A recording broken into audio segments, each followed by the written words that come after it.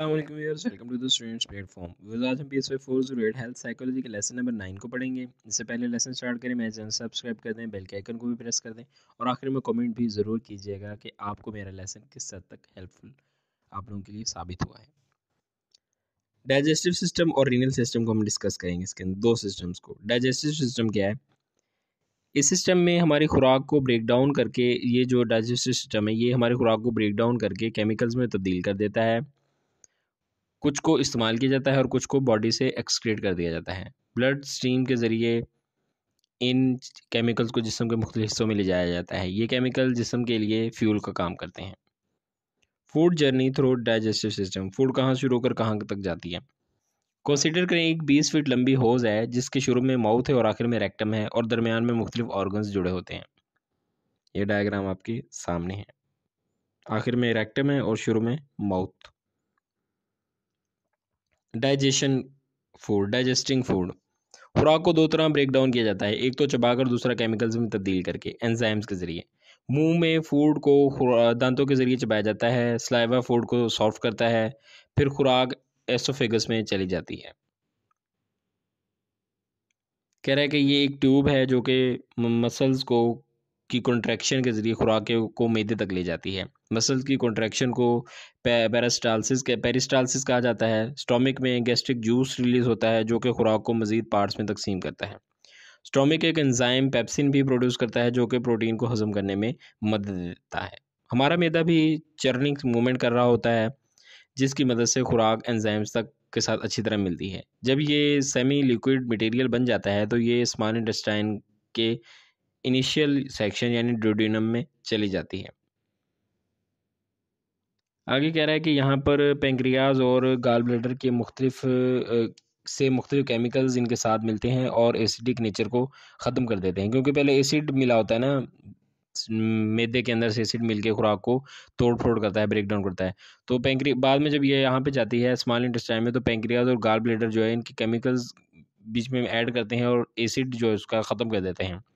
यहाँ पर खुराक को केमिकल्स शुगर या ग्लाइसरोल वगैरह में तब्दील किया जाता है। अब इनको ब्लड वेसल्स के ज़रिए अब्जॉर्व कर लिया जाता है और ये ब्लड के ज़रिए जिस्म के मुख्तलिफ हिस्सों में चली जाती हैं। How does absorption occur? Absorption होती किस तरह है?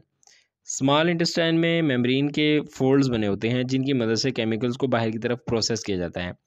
बाहर इसके साथ कैपिलरीज का एक नेटवर्क मौजूद होता है जो कि इन केमिकल्स को अपने अंदर अब्जॉर्व कर लेता है। ये फोल्ड्स देखें, इस तरीके की इस किस्म के फोल्ड्स बने होते हैं अंदर इसके। कह रहा है कि capillaries amino acid, sugar, water, fatty acid, vitamins और मिनरल्स को एब्जॉर्व करती है। बाकी रहने वाले मवाद को लार्ज इंटेस्टाइन में भेज दिया जाता है। यहाँ पर भी कुछ मिकदार में पानी को एब्जॉर्व किया जाता है। इसके बाद बैक्टीरियल एक्शन के ज़रिए बाकी मवाद को फेसिस में तब्दील कर दिया जाता है। रेक्टम में जाकर इसे बाहर खारिज कर दिया जाता है। Disorders of the digestive system. पहला है पेप्टिक अल्सर। मैदे में ज़्यादा मिकदार में गैस्ट्रिक जूस का खराज, जबकि मैदे में खुराक या तो ना हो या फिर बहुत कम मिकदार में हो। मैदे और ड्यूरेनियम की दीवारों पर सोर्स बन जाते हैं जो कि अल्सर का बाइस बनते हैं। हेपेटाइटिस क्या है कि हेपेटाइटिस ए कह रहा है कि तो ए और बी और सी की बात कर रहा है। Hepatitis A appears to be transmitted through the contaminated food, water और यूटेंसिल्स। हेपेटाइटिस बी और सी जो होता है इन्फेक्शन से होता है, सेक्सुअल कॉन्टैक्ट से, ट्रांसफ्यूजन ऑफ इन्फेक्टेड ब्लड से, sharing of contaminated needles by drugs indicate addicts. But the mode of transmission may be broader. Some form of hepatitis can lead to permanent liver damage. Cirrhosis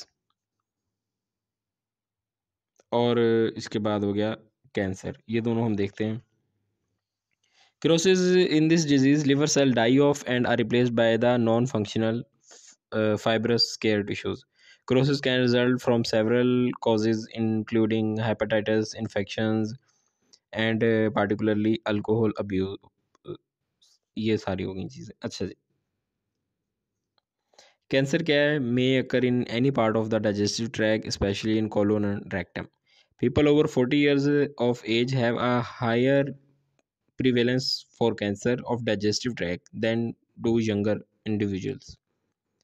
अब हम चलते हैं, अभी मैं आपको हम discuss कर रहे थे डिजीज़ की, डाइजेस्टिव सिस्टम की। अभी आगे रीनल सिस्टम क्या है। रीनल सिस्टम है consist of kidneys, ureters, urinary bladder और यूरिथ्रा।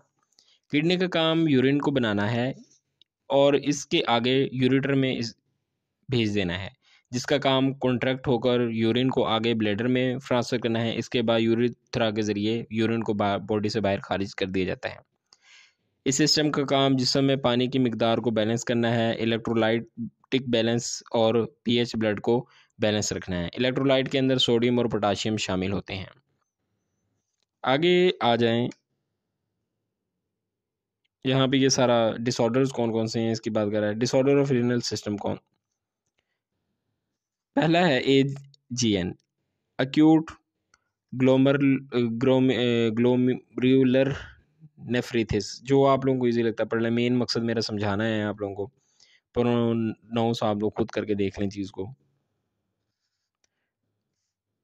ग्लोमेरुलर नेफ्रिटिस के अंदर कह रहा है कि एंटीजन और एंटीबॉडीज़ के रिलेशन की वजह से किडनीज़ के अंदर वाले टिश्यूज़ में सूजन आ जाती है, जिनकी वजह से जो है किडनी में ब्लॉकेज हो जाती है।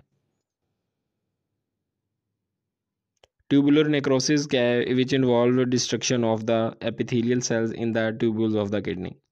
किडनी फेलियर्स, इसमें गुर्दे में रिक्वायर्ड मिकदार में यूरिन नहीं बनता, जिसकी वजह से जिस्म में ज़्यादा पानी और दूसरे केमिकल्स मौजूद रहते हैं। इसके लिए किडनी ट्रांसप्लांट की जाती है। वो ये था PSF 408 का लेसन नंबर 9। आई होप कि आप लोगों को समझ आ गई होगी। मिलते हैं नेक्स्ट लेसन में। टिल देन टेक केयर, अल्लाह हाफिज़।